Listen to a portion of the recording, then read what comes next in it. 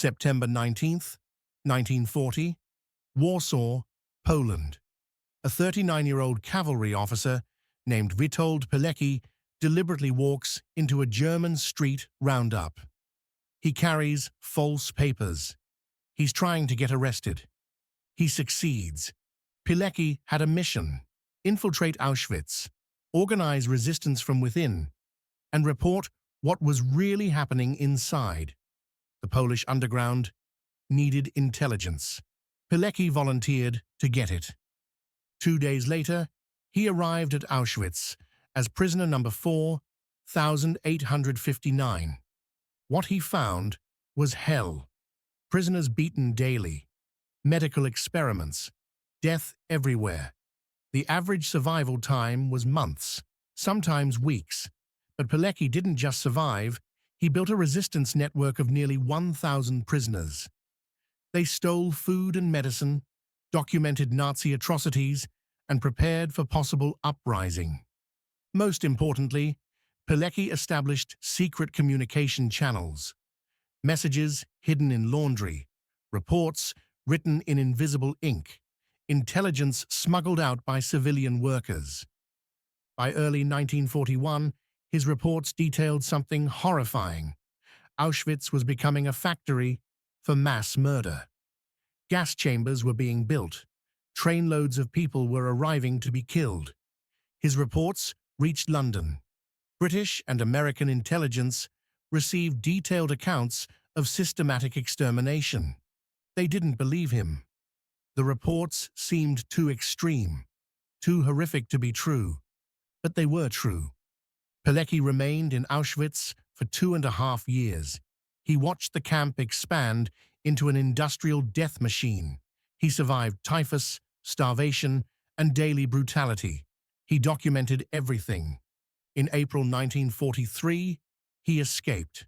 He overpowered a guard, cut through barbed wire, and ran into the night. Back in Warsaw, he wrote a comprehensive 100-page report detailing everything he'd witnessed: maps, methods, body counts, pleas for Allied intervention. Again, it was sent to London. Again, no action was taken. Pilecki continued fighting. He joined the Warsaw Uprising in 1944. After the war, when Poland fell under Soviet control, he stayed to resist the communist regime. In 1947, the communist secret police arrested him. After a show trial, Witold Pilecki was executed on May 25, 1948. He was 47 years old. For decades, the communist government suppressed his story. His family was harassed. His name was erased from history. It wasn't until after 1989 that the world began learning about the man who volunteered for Auschwitz, organized resistance in hell, and tried to warn the world about the Holocaust.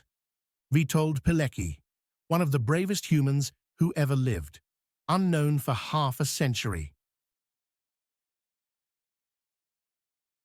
Nancy Wake was born in New Zealand in 1912, raised in Australia, and working as a journalist in Paris when the war began. She was glamorous, quick-witted, and about to become the Gestapo's most wanted person. In the 1930s, as a journalist in Vienna, Nancy witnessed Nazi brown shirts beating Jewish people in the streets. She later said, "I resolved then and there that if I could do anything to rid the world of such evil, I would." When France fell in 1940, Nancy stayed. She became a courier for the French resistance, guiding Allied pilots and refugees through France to Spain. She cycled hundreds of miles carrying messages. She transported weapons and money. She slipped through German checkpoints using charm and absolute fearlessness. The Gestapo began noticing a woman who appeared everywhere, helping the resistance, always escaping capture. They couldn't catch her. She moved like a ghost. They nicknamed her the White Mouse and put a 5 million franc bounty on her head, one of the highest rewards of the war. In November 1943, the Gestapo raided her home. Nancy was out on a mission. When they couldn't find her, they arrested and tortured her husband, Henri Fiocca. He told them nothing. Days later, he was executed. Nancy escaped over the Pyrenees into Spain, then to England. Most people would have stayed in safety. Nancy enlisted in the Special Operations Executive, British spy training. In April 1944, she parachuted back into France as a liaison officer. Her mission?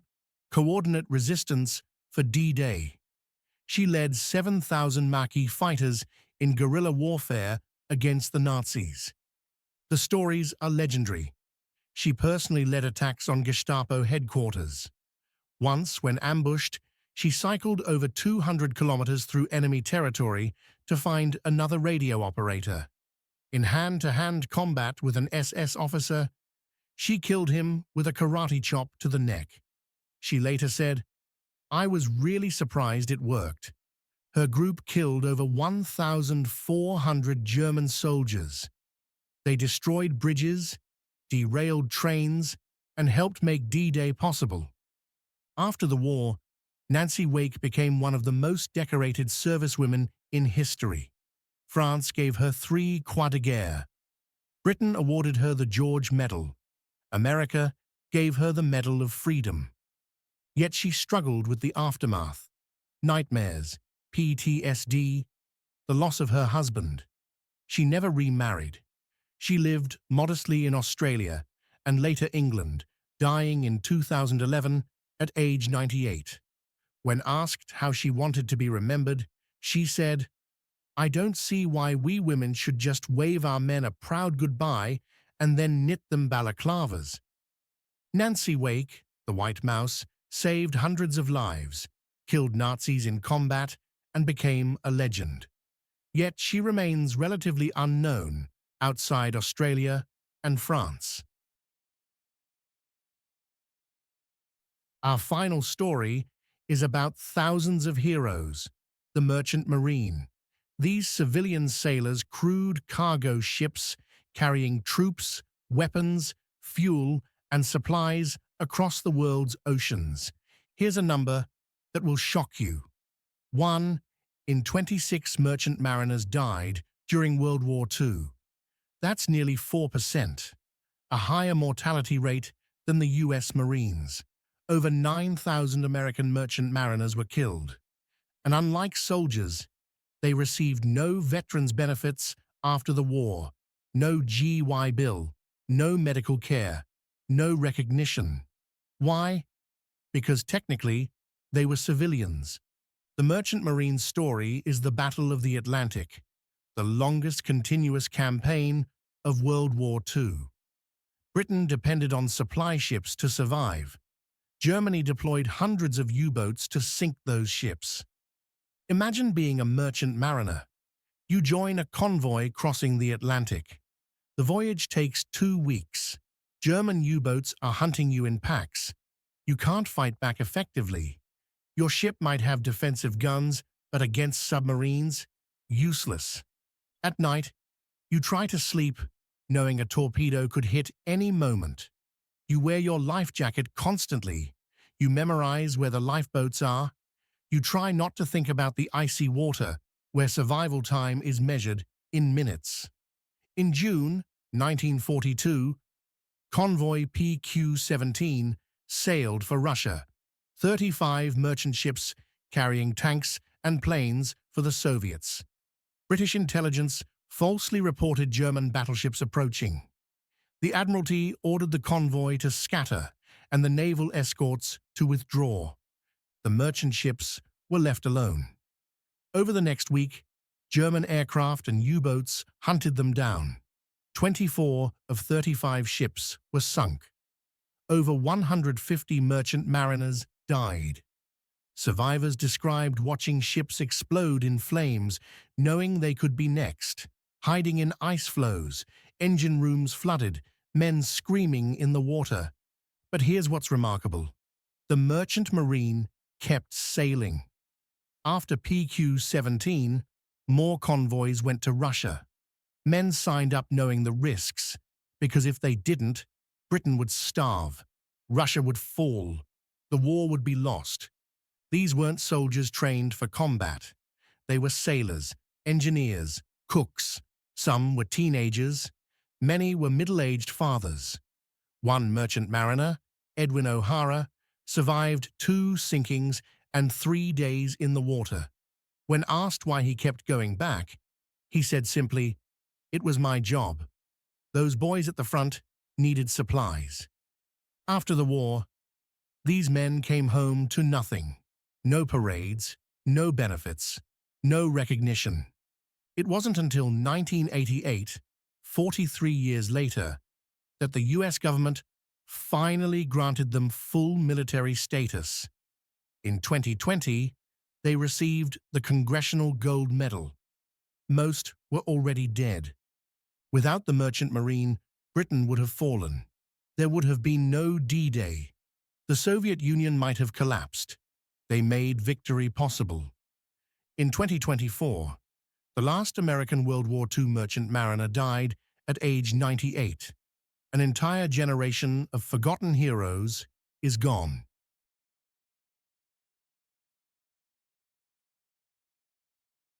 3 stories, 3 very different heroes. Witold Pilecki walked into Auschwitz by choice and tried to warn the world about the Holocaust. Nancy Wake transformed from journalist to warrior and became France's most feared resistance fighter. The merchant mariners sailed into danger voyage after voyage, asking for nothing but delivering everything. Why don't we know these stories?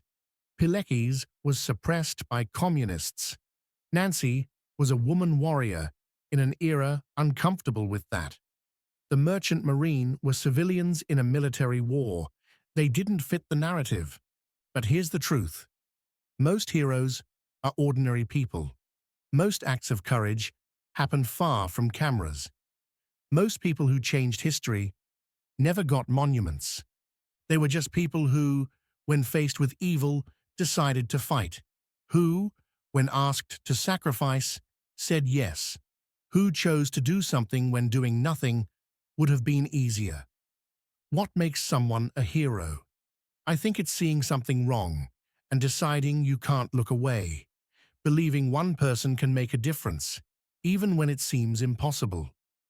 Pilecki saw the Nazis and decided someone needed to find out what was happening in Auschwitz. Nancy saw brutality and decided to fight. The mariners saw supplies were needed and decided to deliver them.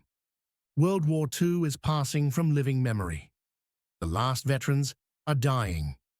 That makes it more important than ever to remember these stories, not just the famous ones, but the forgotten ones. The next time someone says, "What could one person do?" remember Pilecki organizing resistance inside Auschwitz. When someone suggests women aren't as brave as men, remember Nancy Wake killing Nazis and leading armies. When someone says ordinary people can't change history, remember the merchant mariners who sailed into death to keep freedom alive. These are the unknown heroes of World War II. Their sacrifices are made. Their battles are won or lost. But their stories live on. And as long as we remember them, as long as we tell these stories, these heroes are not truly forgotten. Remember their names, tell their stories, honor their sacrifice, because these unknown heroes deserve to be known.